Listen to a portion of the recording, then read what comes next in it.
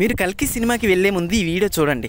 మీకు మొత్తం అర్థమవుతుందని చెప్పలేను, కానీ మూవీ చూసినప్పుడు మీకంటూ ఒక కొంత ఐడియా వస్తుంది, సినిమా అర్థం అవుతుంది. అయితే చాలామంది పెద్ద పెద్ద సినిమాలు అర్థం కాక బాగాలేదని వెనక్కి వచ్చేస్తున్నారు. సో ఈ వీడియో చూస్తే జనరల్ ఐడియా అనేది వస్తుంది. సో జనరల్ ఐడియా ఉంటే సినిమా అనేది మనకు అర్థం అవుతుంది. అయితే ఈ మూవీ ఎలా తీశారో చెప్పుకునే ముందు కల్కి ఎవరో తెలుసుకుందాం.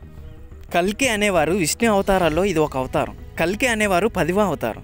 ఈ అవతారం ఇంకా భూమి మీద కాలు మోపలేదు. ఈ అవతారం అనేది కలియుగంలో వస్తుంది. అంటే ఇప్పుడు మనం జీవిస్తున్న యుగం. మనకి యుగాలు అనేవి 4 యుగాలు ఉన్నాయి. మనకున్న పురాణాల ప్రకారం వీటిని దేవ సంవత్సరాలతో పోలిస్తారు. యుగం అంతా అవ్వడానికి ఒక్కొక్క యుగానికి కొన్ని లక్షల సంవత్సరాలు ఉంటాయి. ఆ 4 యుగాలు ఏంటంటే సత్యయుగం, త్రేతయుగం, ద్వాపరయుగం, కలియుగం. సత్యయుగానికి అప్రాక్స్గా 17.28 లక్షల సంవత్సరాలు, త్రేతయుగానికి 12.96 లక్షల సంవత్సరాలు, ద్వాపర యుగానికి 8.64 లక్షల సంవత్సరాలు, కలియుగానికి 4.32 లక్షల సంవత్సరాలు. అయితే ఇందులో ఆల్రెడీ 3 యుగాలు అంతమైపోయాయి. అయితే మనం జీవిస్తున్న యుగం 4వ యుగం, కలియుగం.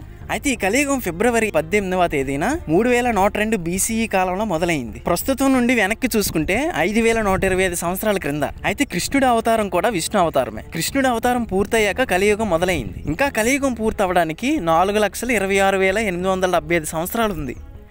అయితే ఈ యుగం చివరిలో భద్రపద నెలలో శుక్లపక్షంలో 12వ తేదీన కల్కి పుడతారంట. అయితే ఇతను ఉత్తరప్రదేశ్లో సంబాల్ అనే ప్లేస్లో పుడతారు. అయితే విష్ణు యాసుల వారికి సుమతి యొక్క దంపతులకి ఈ కల్కి జన్మిస్తారంట. కల్కిని వాళ్ళ తల్లిదండ్రులు పరశురాముడి దగ్గర విద్యలు నేర్చుకోవడానికి చేర్చుతారంట. అయితే అతని గురువు దగ్గర విద్యలు నేర్చుకున్న తర్వాత అతని గురువు అయినటువంటి పరశురాముడు కల్కికి చెప్తాడు, నువ్వు విష్ణు అవతారం అని, నీ పవర్స్ ని రప్పించుకొని నువ్వు ఈ లోకంలో ధర్మాన్ని స్థాపించమని పరశురాముడు కల్కికి చెప్తాడు. అయితే కల్కి శివుని తపస్సు చేస్తే అతనికి శివుడు దేవదత్త అనే ఒక గుర్రం, ఒక ఖడ్గం అండ్ అలానే పాస్ట్ ని ఫ్యూచర్ ని తెలిపే ఒక చిలకని ఇస్తాడు.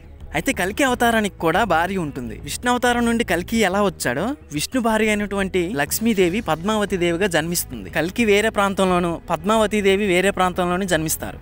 సో పద్మావతి దేవి కల్కిని కనిపెట్టడానికి శివుడు ఒక వరం ఇస్తాడు. అదేంటంటే నిన్ను ఎవరైనా కామంతో చూస్తే వాళ్ళందరూ ఆడవాళ్ళుగా మారిపోతారని. అయితే ఒక్క కల్కి మాత్రమే చూస్తే మారడు అని శివుడు అంటాడు. అయితే ఆమెను అలా చూసిన వాళ్ళందరూ ఆడవాళ్ళుగా మారిపోతారు. లాస్ట్ కి ఈ విధంగా కల్కిని కనిపెట్టగలుగుతుంది. అయితే కల్కికి పద్మావతి దేవికి 2 బిడ్డలు జన్మిస్తారు. వాళ్ళ పేర్లు జయ అండ్ విజయ. అయితే కల్కి అనే అవతారం ఎత్తడానికి మెయిన్ రీజన్ ఏంటంటే మన భూమి మీద ధర్మం అనేది అంతరించిపోయి అధర్మం అనేది చివరి కలియుగం సమయంలో ఉంటుంది. అయితే మనిషి అనేవాడు రాక్షసుడిలా తయారవుతాడు. ఈ అధర్మాన్ని ధర్మంగా మార్చడానికి అవతరించిన వాడే కల్కి. అయితే ఈ కల్కి ఒక కథ మన పురాణాల్లో అంటే శ్రీమద్ భగవద్గీత, విష్ణు పురాణం, మహాభారతం, మత్స్య పురాణం అండ్ అలానే కల్కి పురాణం, ఈ అన్ని పురాణాల్లో కూడా కల్కి అవతారం గురించి చెప్పబడింది. అయితే కల్కి 2898D డైరెక్టర్ అయినటువంటి నాగ్ అశ్విన్ ఇంకా ముందుగా మన ప్రపంచం ఫ్యూచర్ లో చాలా మారబోతుంది అనే పాయింట్ మీద, ఇంకా కలియుగం చిట్ట చివరిలో అవతరించే కల్కి అవతారం గురించి అయితే ఈ 2 కలిపి ఈ సినిమాలో తీసాడని ట్రైలర్ లో కనబడుతుంది. అయితే ఇందులో విలన్ గా నటించినటువంటి కమల్ హాసన్ కలి క్యారెక్టర్ గురించి అండ్ కల్కి మధ్య సంబంధం గురించి తెలుసుకోవాలంటే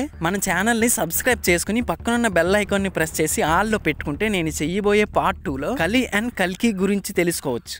అండ్ అలానే ఈ వీడియో నచ్చినట్లయితే వీడియోకి లైక్ చేయండి. అండ్ అలానే మీ ఫ్రెండ్స్కి కూడా షేర్ చేయండి. అయితే ఈ లైక్ చేయడం వల్ల మీలా కొంతమందికి తెలియని వారికి చేరుతుంది.